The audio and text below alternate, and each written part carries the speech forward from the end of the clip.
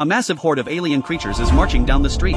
One is hiding in a car with a woman and a baby. The aliens are about to break in. But then, a church bell rings in the distance. All the creatures instantly rush toward the sound. Today we're recapping episode 4 of the sci-fi series El Eternauta season. One takes his wife back to Tano's house. The boy they rescued is burning up with fever and passes out. So once again, one sets out alone to find his daughter. Just then, a car pulls up behind him. It's his friend Tano, who's decided to go with him. But the road into the city is blocked. They get out to check. Suddenly, a convoy approaches from behind. They hide behind a car and watch closely.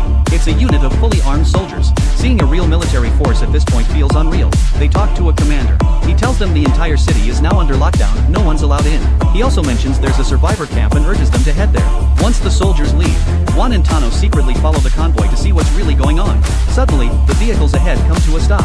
Tano drives up slowly, but the soldiers suddenly aim their guns at them. They panic and try to reverse, only for a bus to crash behind them, blocking their retreat. They have no choice but to move forward. That's when they realize the soldiers weren't aiming at them. They're firing at a nearby overpass, where a swarm of creatures is crawling all over the structure. Suddenly, someone appears in front of the car. Tano swerves but loses control. The car crashes into a mechanic's garage. The two of them scramble out. As the monsters start attacking from outside, tentacles shoot from the aliens' mouths, grabbing the soldiers. Then, they wrap them in silk with terrifying speed.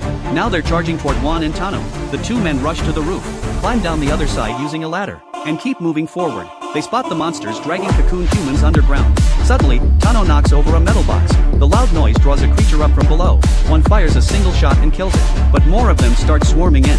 Just then, someone waves at them from afar. With no better option, they sprint toward the stranger.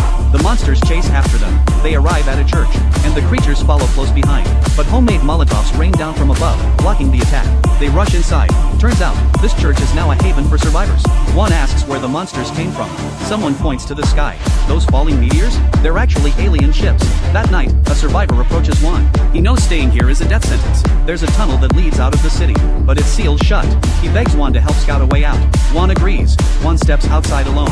What he sees on the street chills him to the bone.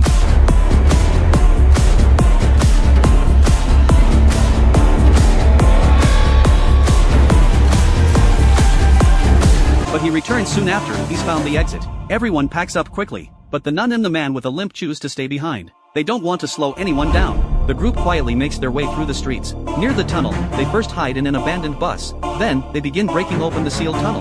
One by one, people leave the bus and head inside. Just then, the aliens show up. Juan and the woman with the baby are still in the bus. The creatures get ready to attack. But once again, the church bell rings. All the monsters rush away toward the sound. Juan and the woman seize the chance and escape. Back at the church, the nun and the man with the limp are pouring gasoline everywhere. The monsters pour in. Calmly, the two sit by the fire, and when the time comes, they throw in the accelerant. Meanwhile, the survivors make it through the tunnel and out of the city. One finds a car, but it gets stuck. Others rush to help push. Then one spots a creature lurking nearby. They scatter, but it grabs one person. Someone tosses a smoke bomb, and the monster backs off. More of them begin to swarm. Everyone jumps into the car and speeds off. Behind them, the church is engulfed in flames, but one still doesn't know. Where is his daughter?